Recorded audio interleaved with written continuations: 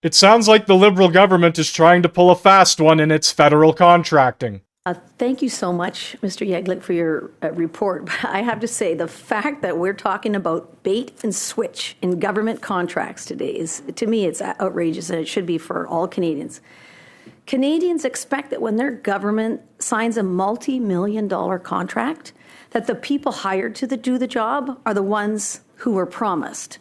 But your report shows that in many cases, companies win a contract by proposing top-tier experts and then quietly replace them with less qualified staff once the ink is dry. You describe this as bait and switch tactic and potentially violating procurement rules and possibly crossing the line into fraud. Can you explain what you mean by bait and switch in federal contracting? So I don't want to be too nuanced, but I've described it somewhat as bait and switch light and then bait and switch, which includes the fraud element. So the fraud element includes intentionality on the part of the supplier. And so just to clarify, our mandate is to review the practices of federal departments. And so it's difficult for us to assess the intentionality of the supplier. And so it would have to be putting forward resources with the intention to never having them perform any of the work. And that's what gives rise to the fraud. What we've identified in the report, in the 41% that you rightfully identify, is there's still a risk to the procurement of that specific contract. And how this plays out is that in the selection criteria, typically the methodology in many of these contracts is either balanced on an 80-20 or 70-30 split, with the technical being the 80 and the financial being the 20, meaning if you're evaluating resources, that ultimately is and can be the tipping point for the decision as to which supplier is successful.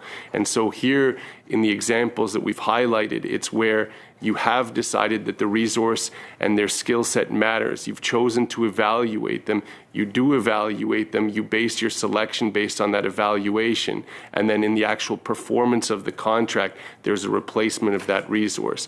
And so that's the component that we identify as problematic.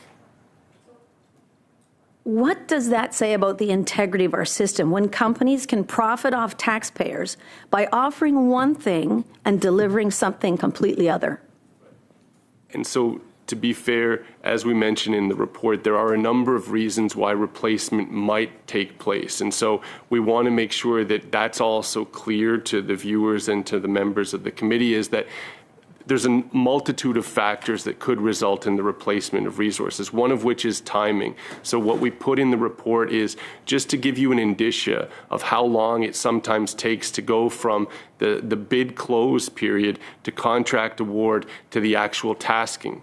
Now, the counterpoint to that is everyone involved in the system understands that. So you're still attesting to the fact that you're going to provide these resources, knowing that there's going to be delays throughout the process. So it can't be an argument to say delays unto themselves are a surprise, because that's normal.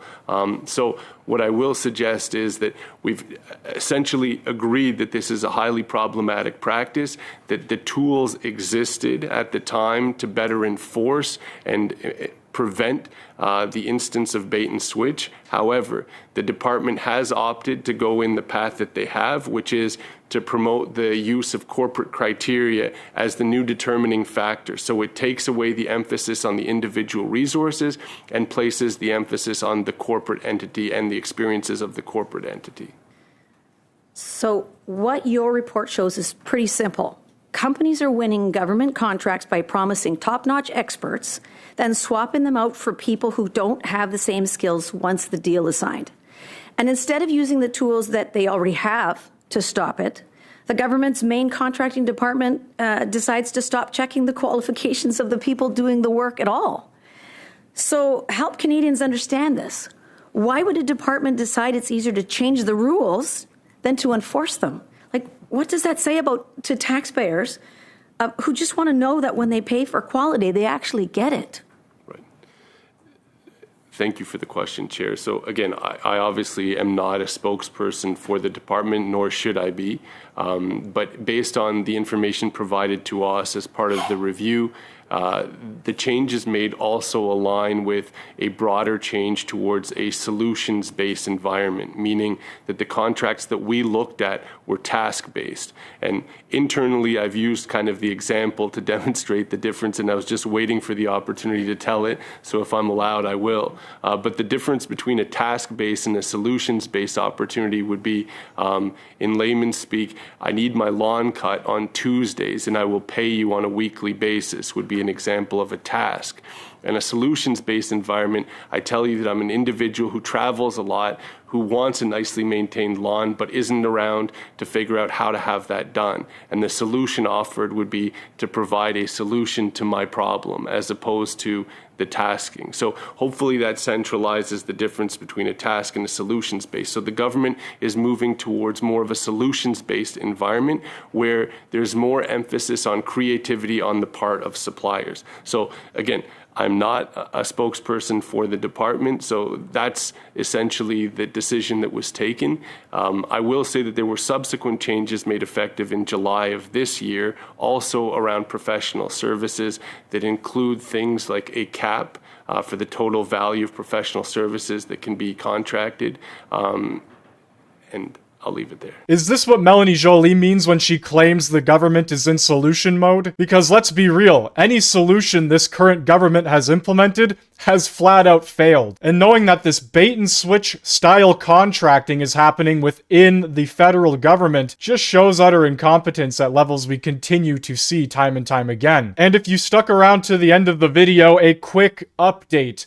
Live streams are now going to be happening on the Windy Talks archive channel. Unless it's a big or major event, every stream will happen on this channel going forward. Anyway, I would like to know what you think down in the comment section below. Hit that like button, hit that sub button if you are new, and have a good one.